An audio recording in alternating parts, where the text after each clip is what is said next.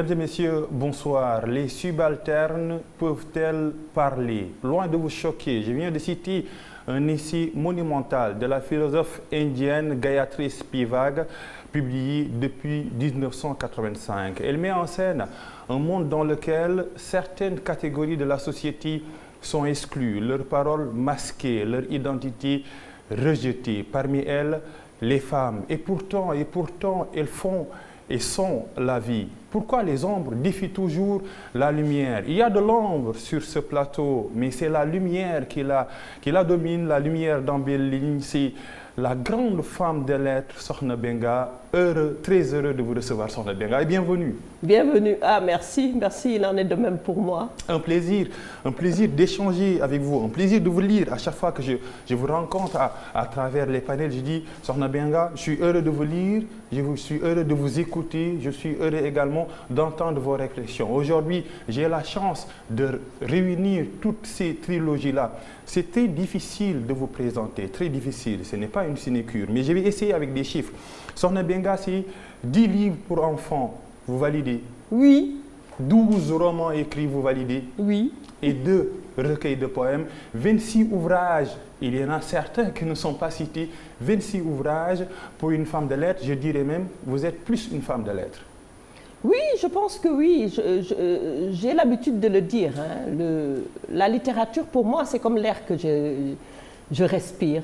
J'adore écrire aussi, j'adore lire, comme beaucoup de gens. Forcément. Mais j'adore surtout écrire pour être le porte-voix des sans-voix.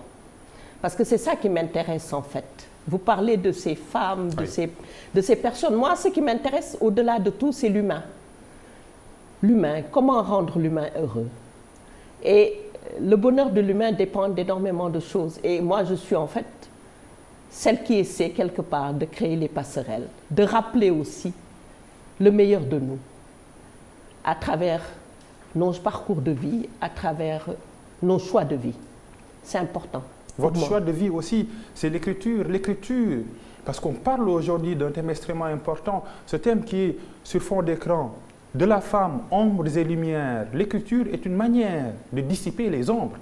Bien sûr, l'écriture, c'est très important parce que je pense que souvent les gens ont tendance à oublier que c'est un sacerdoce.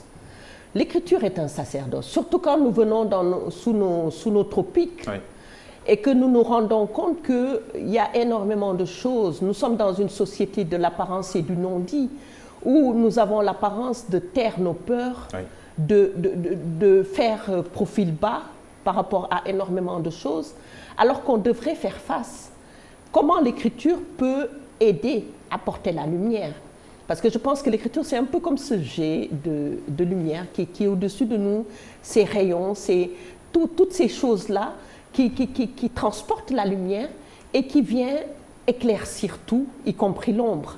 C'est-à-dire que l'ombre, dans son mystère, quelquefois est importante, mais le plus important, c'est la lumière. Il faut que la lumière soit là, que la lumière soit. Et la lumière fut. Et c'est important.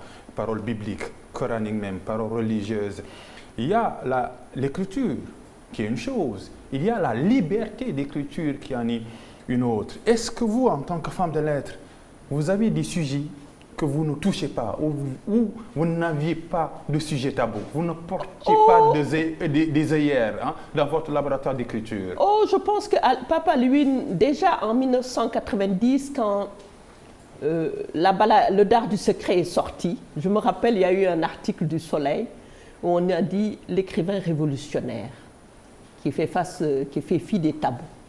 Le premier roman que j'ai écrit parlait d'inceste, l'inceste dans les familles. Mais c'est vrai que quelque part, j'avais cette élégance de ne pas traiter l'inceste en tant que tel, mais de le traiter sous l'angle de l'enfance abandonnée et que ce frère et cette sœur se retrouvent des années plus tard, se marient, pour que le père qui les a abandonnés se rende compte de l'horreur de son choix. Et j'ai parlé d'inceste dans mes romans, j'ai parlé de pédophilie, j'ai parlé d'énormément de choses. Je pense que tous qui ont lu mes romans ont retrouvé l'ensemble des sujets tabous de ce pays. C'est-à-dire que pour moi, il ne faudrait pas que ces sujets tabous soient l'objet en fait, rendre malheureuses certaines personnes. Pour moi, c'est capital le bonheur. Les gens doivent être heureux. Oui. Nous devons tout faire pour que les gens soient heureux. C'est vrai que nous sommes différents. Il y a une diversité culturelle, une diversité de religion, une diversité de philosophie. Mais nous devons apprendre à cohabiter. Nous devons apprendre la tolérance. Cette tolérance qui est imposée d'ailleurs dès le départ par le Coran oui. et par les religions révélées, en disant il faut que nous acceptions, parce que je pense que par moment quand les gens me disent, je dis si ça plaisait à Dieu, personne ne serait sur cette terre. Il aurait fait le choix que personne ne soit là parce qu'il y a des gens qui suivent ses enseignements, d'autres qui ne le suivent pas. Et pourtant, ils nous laissent tous cohabiter ensemble. Ils nous laissent tous vivre, faire notre parcours, faire notre mission et partir un jour, mourir. Et je veux dire, remplacé par d'autres. Oui. Moi, je pense que l'humain, c'est d'abord ça. L'humain, c'est aller au-delà des clivages, aller au-delà des divergences, aller au-delà de tout et trouver quelque part un endroit où tout le monde peut s'exprimer dans la paix et dans la convivialité. Vous lâchiez tout à l'heure un mot important, c'est le mot tolérance. Mais notre société est de plus en plus intolérante. Est-ce facile pour une femme de l'être d'écrire sur des sujets définis comme tabous, entre guillemets, par la société? Oh, vous savez, je pense qu'il y a... moi, souvent, je dis aux gens, c'est une méconnaissance totale de la société sénégalaise qu'il y a des choses qui se passent aujourd'hui. C'est-à-dire que moi, j'ai grandi, j'ai eu cette chance d'être dans la société sénégalaise traditionnelle, oui. d'avoir grandi dedans et d'avoir vécu la modernité en parallèle, parce que j'avais des parents qui étaient très avant-gardistes et j'ai vécu dans cette société-là. Et ce que je voyais dans cette société, et c'est vrai que le manque de connaissance de ces réalités fait qu'aujourd'hui, les gens sont dans une intolérance totale. Une intolérance qui n'a jamais existé ici. Moi, je pèse mes mots. Je suis musulmane, ma mère est chrétienne. Mon père est musulman, ma mère est chrétienne. Je suis le métissage de l'ensemble du Sénégal.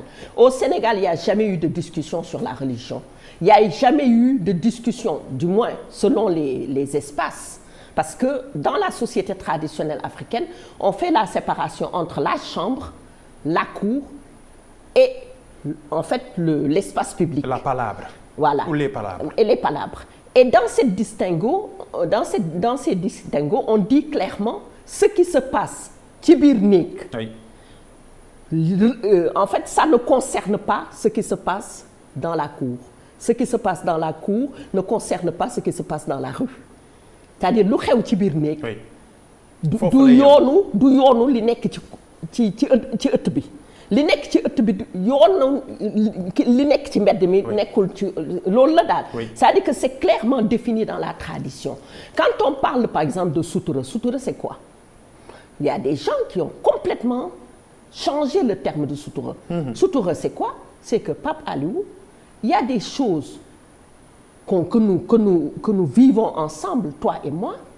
Il n'est pas de mon devoir d'aller le raconter dehors. Et aujourd'hui, même si on m'interroge sur cette question, je dois faire comme si je n'étais pas au courant. Oui. Parce que tout simplement, en parlant, je peux rendre Pape Aliou malheureux. C'est ça le sutura. C'est-à-dire, il faut éviter de divulguer les secrets des autres. Il faut, quand une personne est pauvre, ne pas aller avoir son micro au trottoir et raconter partout qu'il a des problèmes. C'est pas ton problème. La délation. C'est la délation. C'est-à-dire que nous sommes dans des choses, par exemple, on te dit jom à jom. Jom, c'est le courage.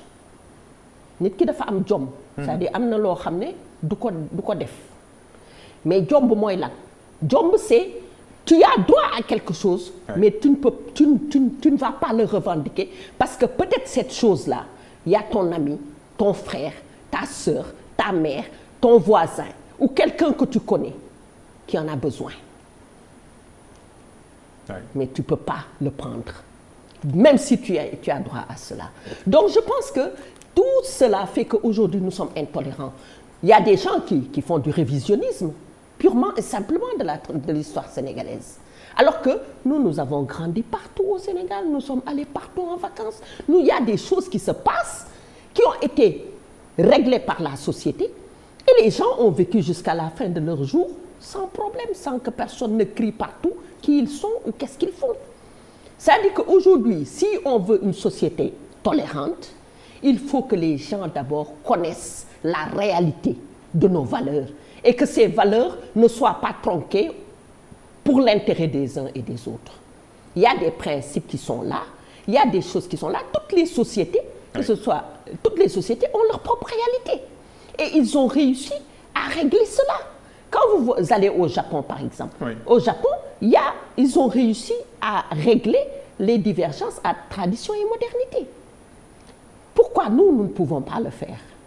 C'est parce que nous avons les yeux tellement fixés vers les maisons des autres, c'est-à-dire l'étranger, qu'on ne gère pas ce qui se passe chez nous. Et on ne le gère pas avec nos propres mécanismes de sociétal. On ne le règle pas avec nos propres croyances. On ne le règle pas avec nos propres points de vue. C'est ça qui nous fatigue, en fait. Exactement. Et parlons un peu du discours féminin qui tonne dans cette émission. Parlons également de la plume féminine. Pourquoi de l'agora jusqu'au palabre, la plume féminine est redoutée? Pourquoi? De même que le discours féminin. Mais je pense que nous sommes, moi je le dis, hein, les écrivains sénégalais, parce que moi, j'aime pas cette notion de féminiser, j'aime pas cette propension. Êtes-vous féministe? Êtes-vous féministe, Sokhna Benga? J'ai toujours dit, je défends les droits de la femme. Donc je suis forcément féministe. Mais, je le dis, je suis post-féministe. C'est-à-dire? C'est vrai que quand je parle de post-féminisme, les gens sont en train... Nous sommes toujours dans le féminisme. Sauf que chaque femme a sa façon de régler les problèmes.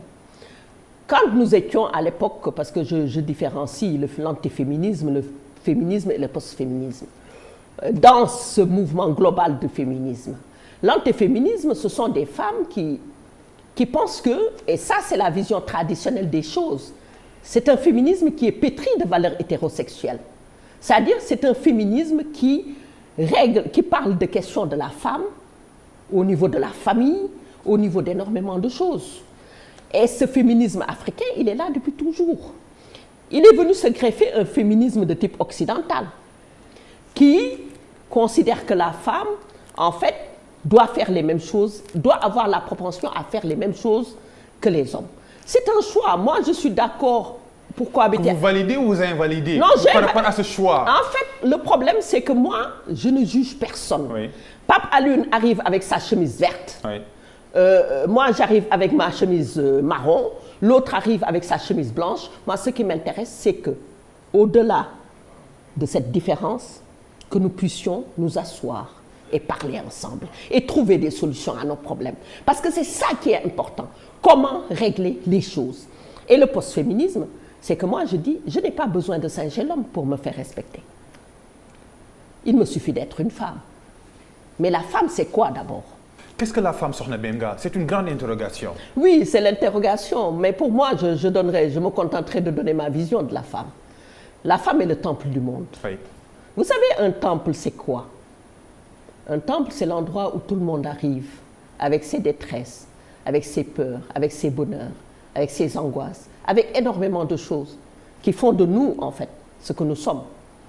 Cette femme est un temple parce que sans elle, rien ne serait. C'est très important. La femme met au monde. La femme éduque. L'homme et la femme en même temps. La femme, quand vous regardez le temple, tout le monde vient dans un temple. Tout le monde fréquente un temple. Mais au-delà, le plus important, personne ne juge personne. Moi, pour moi, toutes les femmes, le combat de toutes les femmes en vaut la peine. Parce que tout simplement, ce combat ne vise qu'à une chose, qu'à donner au monde un peu d'affection et d'amour. Parce que la vision de la femme du monde n'a rien à voir avec la vision de l'homme. L'homme, aujourd'hui, en dirigeant le monde, on a des guerres. On a énormément de choses, parce que plus ou moins la guerre, parce que tout simplement, il faut qu'on montre qu'on a la voix plus haute que l'autre. Alors que le monde dirigé par une femme, c'est un monde de sensibilité. La femme va regarder des choses que peut-être la vision de l'homme ne va pas atteindre. La vision de la femme va l'atteindre.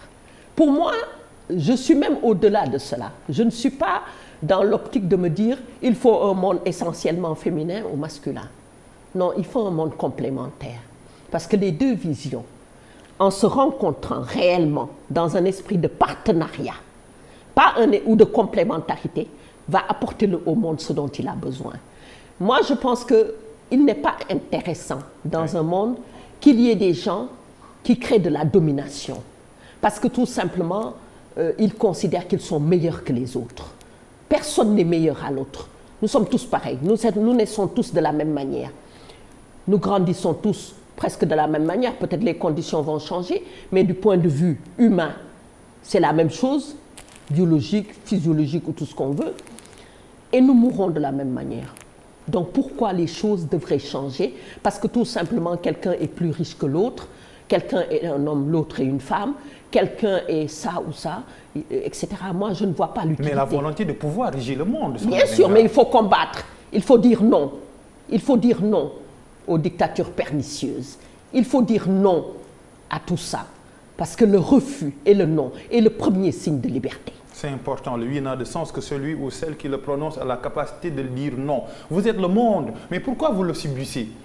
Pourquoi? Vous le subissez. Moi, je ne le subis pas, personnellement. Vous parlez un peu des conditions des femmes d'une manière générale. Non, mais les femmes, en règle générale, le subissent parce que c'est lié à l'éducation. Vous savez, ce qui est le plus difficile et le plus compliqué dans un monde, c'est d'abord le travail intellectuel qui est fait sur la femme, le travail psychologique qui est fait sur la femme. Une femme née et on lui fait croire toute sa vie qu'elle est inférieure, qu'elle n'est pas capable de décision, qu'elle doit subir, qu'elle doit supporter, qu'elle doit être complice de sa propre situation. Parce que si elle est comme ça, demain elle ira au paradis. C'est ça que la société dit aux femmes chaque jour. C'est un mensonge. Le problème, c'est que cela est valable tant que la femme n'a pas étudié. Tant que la femme est dans une situation de dépendance, ce discours marche. Mais le problème aujourd'hui, c'est que les femmes lisent le Coran, lisent la Bible, lisent la Torah. Aujourd'hui, les femmes travaillent, ont des postes de responsabilité. Aujourd'hui, l'esprit des femmes s'éveille et éclaire le monde. Aujourd'hui, ce qui était possible hier ne l'est plus. C'est pourquoi, en réalité, c'est ce qui explique la violence. La violence, parce que, comme je le dis, la personne qui est dominateur, une fois qu'il sent que les bases de cette domination commencent à osciller, il a deux réactions. Soit aller vers l'autre et chercher à comprendre, soit être violent. Et la violence, ce n'est pas seulement une violence violente en tant que physique, non. Nous avons la violence morale, la violence psychologique, la violence verbale, la violence physique. Elle a plusieurs casquettes, cette violence. Mais je dis, les femmes ne pourront s'en sortir que si elles sont solidaires. On nous a divisés pendant des siècles. Divisés. Parce que c'est ça ce que le dominateur fait. Il divise pour mieux régner. Le dominateur, c'est l'homme. Ce n'est pas forcément l'homme. Qui est le dominateur, Sokhna Benga? Je pense dans la balade du Sabador, je vous l'avais lu. Oui, voilà. Excellent ouvrage. Voilà. Dans la balade du Sabador, je parle de cette relation très compliquée dans la société sénégalaise, où nous parlons de la relation de l'homme envers sa mère, la relation de l'homme envers sa femme et la relation de l'homme envers sa fille. Et souvent, la domination, elle est plurielle dans notre société. La violence est plurielle. Je reprends toujours la violence dans son sens de départ. Oui. Cette violence est plurielle, elle vient des hommes, bien sûr, mais elle vient aussi d'autres femmes. Des femmes qui sont complices de ce système que nous dénonçons, ce système de domination. Parce que tout simplement, il y a leur éducation. Elles ont envie que les choses ne changent pas, que les choses restent en l'état. Elles sont réfractaires à toute évolution, forme d'évolution, parce que peut-être ça remet en cause certains de leurs privilèges.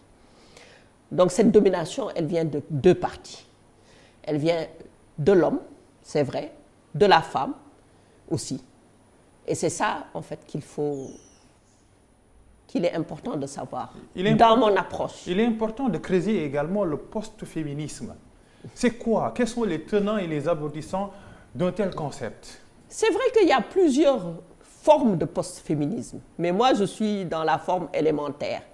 C'est-à-dire que la femme, quand je disais tout à l'heure que la femme n'a pas besoin de singer l'homme pour se faire respecter, c'est pour remettre en cause un élément essentiel du féminisme des années 72, où certaines femmes pensaient qu'en portant le costume d'un homme, en agissant comme un homme, etc., ça les rendait beaucoup plus fières. Non, moi je pense que la femme, elle est telle qu'elle est. Moi, je suis une femme, je suis telle que je suis, et je suis heureuse d'être telle que je suis, mais j'ai un métier d'homme. C'est-à-dire qu'aujourd'hui, j'exerce un métier d'homme. Je suis écrivain, je ne suis pas dans le carcan où je dois rechercher mon temps pour écrire ou pour faire ce que je veux. Je suis dans ma liberté. Vous trouvez le temps d'écrire tous ces ouvrages? J'ai interrogé des écrivaines qui m'ont dit que c'est difficile d'avoir du temps pour une femme écrivaine de coucher ses écrits sur un papier blanc. Moi, j'ai gagné ma liberté d'écrire. Comment on gagne ce combat? Mais je pense que, vous savez, moi, je l'ai dit dès le départ, c'est-à-dire que j'ai eu la chance quand même d'avoir une famille, d'avoir un entourage où il y avait déjà des écrivains. C'est-à-dire que mon grand-père, qui est le père de ma grand-mère, en fait, était écrivain. Ses écrits sont dans les archives du Sénégal. Il s'appelait Léopold Diouf. Il a été l'un des premiers écrivains dans les années 1800 et quelques à faire des relations que l'on retrouve dans les archives nationales du Sénégal.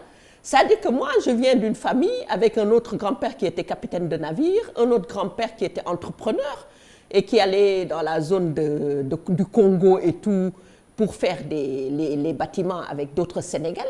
C'est ce qui a amené le Benga, qui était Mbeng au départ. Oui. J'ai un autre grand-père grand-oncle qui, pendant la Deuxième Guerre mondiale, est parti. La Première Guerre mondiale a considéré qu'il devait émigrer, il est allé vers les États-Unis. Donc je pense que moi, je fais partie d'une famille qui déjà me facilite les choses. Peut-être que d'autres femmes n'ont pas cette chance-là. Oui. Et cela les handicape gravement, mais moi, grandement, mais moi, je ne vais pas les critiquer. C'est-à-dire que moi, ce qui m'intéresse, c'est comment rendre la femme heureuse. Mais au-delà de tout, comment rendre l'humain heureux. C'est ça qui m'intéresse, que nous soyons hommes ou femmes, nous sommes d'abord des humains. Oui. Et en tant qu'humain, le fait d'être humain, en fait, enlève beaucoup de choses. Un humain n'est pas violent envers l'autre. Un humain ne confond pas pouvoir et autorité. Un humain ne va pas, en fait, faire souffrir l'autre. Parce que ce qui l'intéresse au départ, c'est d'abord, en fait, toujours planter et faire germer les graines de l'humanité.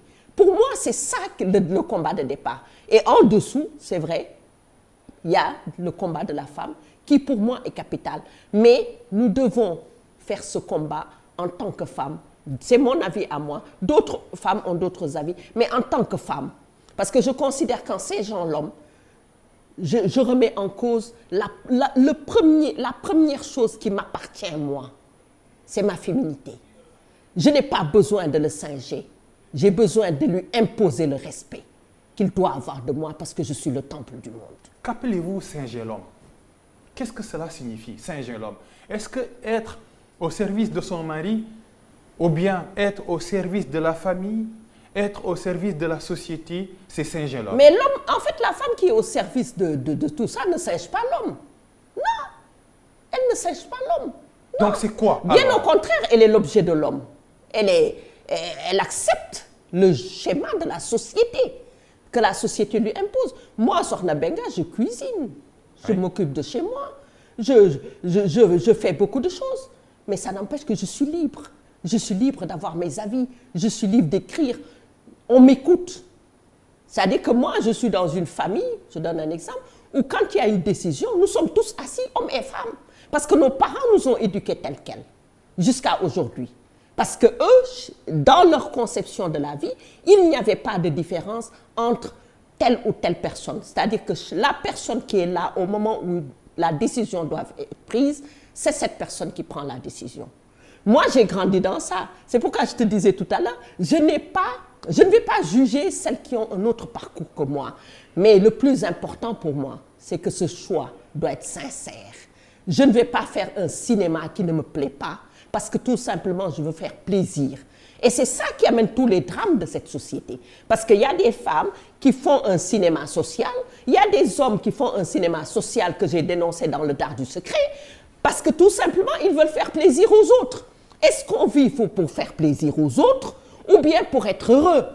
Est-ce qu'on vit pour... Tout dépend des choix de vie. Il y a des gens qui peut-être sont des suiveurs, ça c'est leur choix, mais il y en a d'autres qui sont des leaders.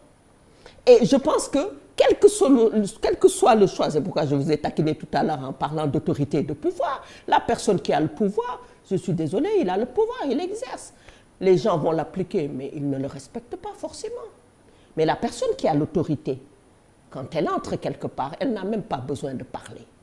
Tout le monde sait que cette personne, on lui doit du respect. Elle ne se décrète pas, elle se secrète. Voilà. On va finir avec ce thème rapidement parce que le temps nous rattrape. Le mariage pour une femme, ombre ou lumière? Oh, vous savez, le mariage, moi je dis que c'est un chemin de partenariat, de complémentarité. Moi, je considère que l'homme n'a pas besoin d'un punching ball. Il ne se marie pas pour avoir un punching ball, il ne se marie pas pour crier à droite, à gauche, il ne se marie pas comme je dis, il y a un terme que j'adore au Sénégal, kilifa. Kilifa, c'est important, le kilifa. Souvent, les gens pensent que kilifa, c'est choisi comme ça au hasard. Le kilifa, c'est celui qui assume ses responsabilités. Tant que tu n'assumes pas tes responsabilités dans la société sénégalaise, personne ne t'appelle kilifa. Mais les hommes d'aujourd'hui, ils fuient devant leurs responsabilités. Il y en a beaucoup qui sont des partenaires, des sprinteurs. Hein. Tu sais, quand tu es sur un terrain d'athlétisme et tout, les sprinteurs, ceux qui font le 100 mètres là, ils courent. Il y en a d'autres qui prennent le temps, ce sont des marathoniens. Ils prennent le temps. Moi, je pense que les gens doivent apprendre à connaître leurs responsabilités, le contenu de leurs responsabilités, la limite de leurs responsabilités, que nous soyons hommes ou femmes, et que nous l'exercions en paix et en toute convivialité. Nous sommes dans une société où ce n'est pas l'homme seulement qui pose problème dans le mariage. L'homme peut être influencé par ses propres amis, par sa mère, par ses sœurs, par tout ça. Tout ça est dû par une chose. Ces gens qui les influencent n'ont jamais connu l'amour. Quand on connaît l'amour, on souhaite à tout le monde le bonheur. On œuvre dans le sens du bonheur. Le mariage au Sénégal, ce n'est pas un mariage où les gens choisissent en règle générale, dans la plupart des cas. Ce sont des mariages forcés pour hommes ou femmes. Forcés, entre guillemets, pour hommes ou femmes. Et le problème, c'est que avec le temps, l'amour vient. L'amour apparaîtra un jour ou l'autre. Ça peut tomber sur la personne avec qui on est, ou avec un autre. Alors ça amène des problèmes. Moi, je pense que le mariage, c'est un parcours. C'est quelque chose que nous devons vivre ensemble, main dans la main. Le mari est un partenaire pour la vie, donc on ne le choisit pas pour jouer. On ne le choisit pas parce que son pantalon est très joli, la coupe est parfaite, parce qu'il a de l'argent dans la poche, parce que c'est un bel homme, parce que quand il va vieillir, il ne sera plus beau du tout, parce que quand il n'a pas les moyens d'entretenir son habillement, qu'est-ce qui va se passer? Tu vas l'abandonner. Tu vas l'abandonner parce qu'il n'a plus d'argent. Parce que tu vas l'abandonner parce que ça ou ça, on se marie par amour. Moi, c'est une certitude que j'ai, parce que mes parents se sont mariés par amour. Mes grands-parents se sont mariés par amour. J'ai eu la chance d'avoir une famille qui se sont mariés par amour. Et c'est cela que je garde en moi. Je suis un enfant de l'amour. Et cet amour-là rejaillit partout autour de moi, en moi. Et je considère que c'est tellement important parce que c'est le premier signe que Dieu nous a donné. Il nous a mis ici par amour. Et cet amour, nous devons tout faire pour qu'il soit au centre de tout. Et peut-être que le jour où il sera au centre de tout, on fera taire les armes, on fera taire le racisme, on fera taire l'intolérance, on fera taire le xénophobisme, on pourra faire taire tous ces canons de la haine qui ne servent à rien. C'est important de finir avec le mot amour. Sokhna Benga, merci d'être là. Merci, Papa Lune. Un plaisir également. Toujours partagé. Un plaisir partagé, un plaisir également de remercier la technique, cette noblesse anodine qui nous a permis un peu de réaliser cette émission. Rendez-vous la semaine prochaine pour d'autres espaces du livre, de la lecture et de l'écriture sur ITV.